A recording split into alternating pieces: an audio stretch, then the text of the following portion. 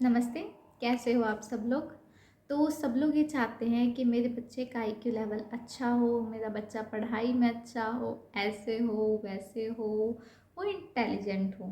तो आज हम इसी चीज़ के बारे में बात करेंगे कि प्रेगनेंसी के टाइम पे बच्चे का आईक्यू लेवल कैसे बढ़ाएं। नॉर्मली आईक्यू लेवल जो होता है वो जीन्स पे डिपेंड करता है, बट हम अपनी तरफ से कुछ ऐसी कोशिशें कर सकते हैं जिससे बच्चे का आईक्यू लेवल बढ़ जाए।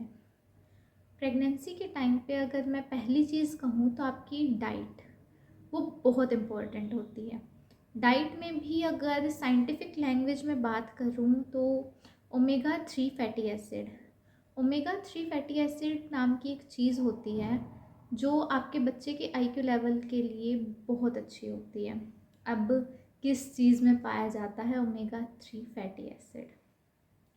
जनरली जो ओमेगा 3 फैटी एसिड होता है वो वॉलनट यानी अखरोट में पाया जाता है।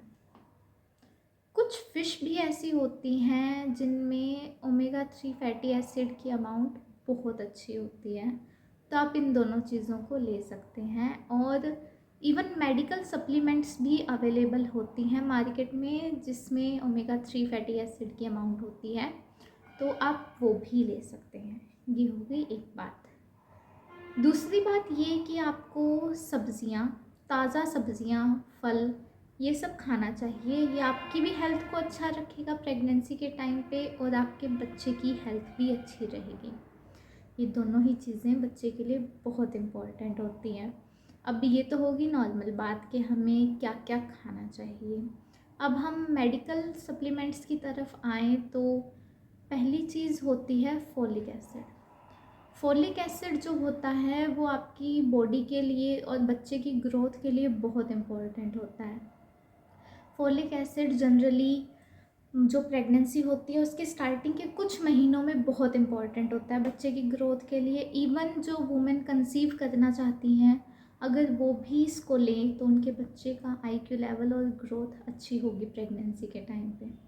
दूसरी चीज़ विटामिन डी। विटामिन डी हमें सूरज से मिलता है, धूप से मिलता है, तो ये भी आपकी डाइट में अच्छा होना चाहिए। इससे भी बच्चे की हेल्थ अच्छी होती है।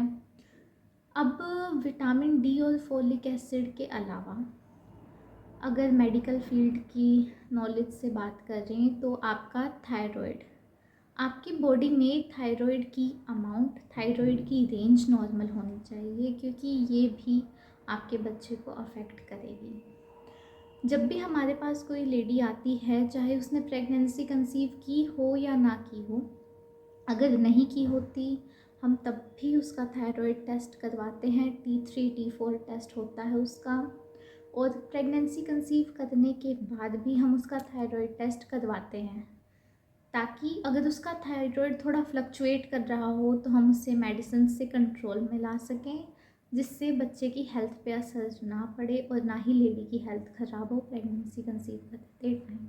अब ये तो हो गया कि हमें क्या करना चाहिए। अब हम बात करेंगे कि क्या चीज़ें नहीं करनी चाहिए प्रेगनेंसी के टाइम पे, या फिर किन चीज़ों पे कंट्रोल रखना चाहिए।